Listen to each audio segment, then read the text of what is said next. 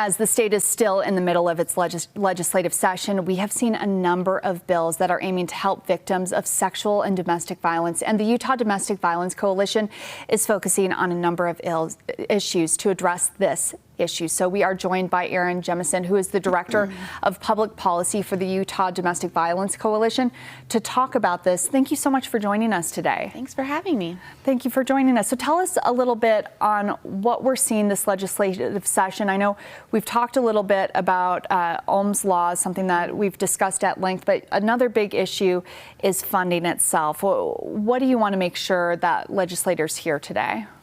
Right. I think it's important to recognize that as we pass legislation in previous sessions and looking toward the future, a lot of times we're creating a need for more resources looking at the next session. So last year we really focused on lethality assessments for law enforcement, really trying to find the highest risk victims of domestic violence before the worst tragedy happens. And we are doing that. Our victim service providers are seeing an 86% increase in the number of victims who are at the highest risk for lethality or lethal violence coming through their doors.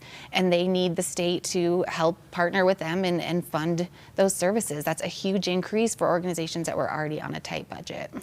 86%. Why are we seeing that big of an increase? I think two things. One, we've had so much more attention, just increased awareness of the issue. People are referring people that they know, saying, please call this crisis line, please get help. I think that makes a huge difference. And last year, SB 117 passed that said, hey, all law enforcement agencies in the state, if you're not already doing this, and half were not, you need to ask domestic violence victims this series of questions on every single call that you go on with domestic violence. And if they are answering yes to a certain number of those, you need to refer them to these service provider organizations. And so they're doing it. It's working exactly the way we wanted it to.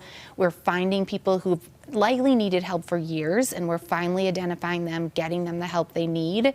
And that comes with a price. And for people who aren't familiar with the lethality assessment, what does it mean when we're talking about this 86%? What does this mean?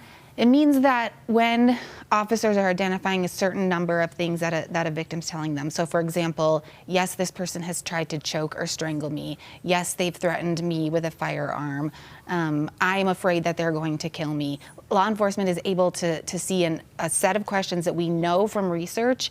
If they get a yes to those, that person is in really high risk, and we need to immediately either get them to a shelter program, get them some kind of wraparound services. Even if they have to stay in that relationship, we can help get that person more safety and make sure that they can hopefully avoid that situation becoming more lethal.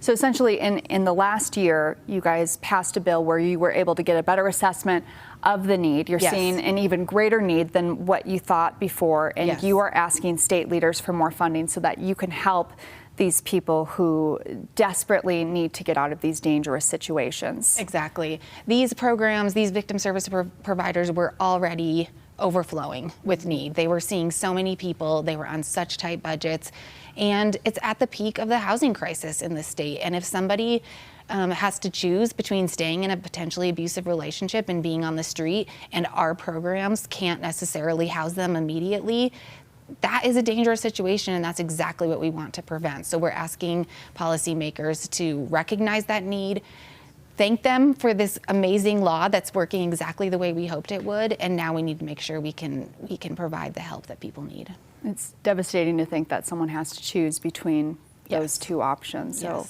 I'm really grateful that you're here sharing this information with us today.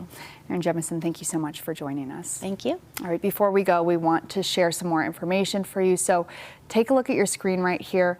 This is information on where you can get help. This is the domestic violence hotline. It's available 24 hours a day, 7 days a week. You can call at any time for advice, resources, anything that you can need, maybe just someone to talk to. It's free, confidential. Write down the number, take a photo of the screen, refer it to your friends.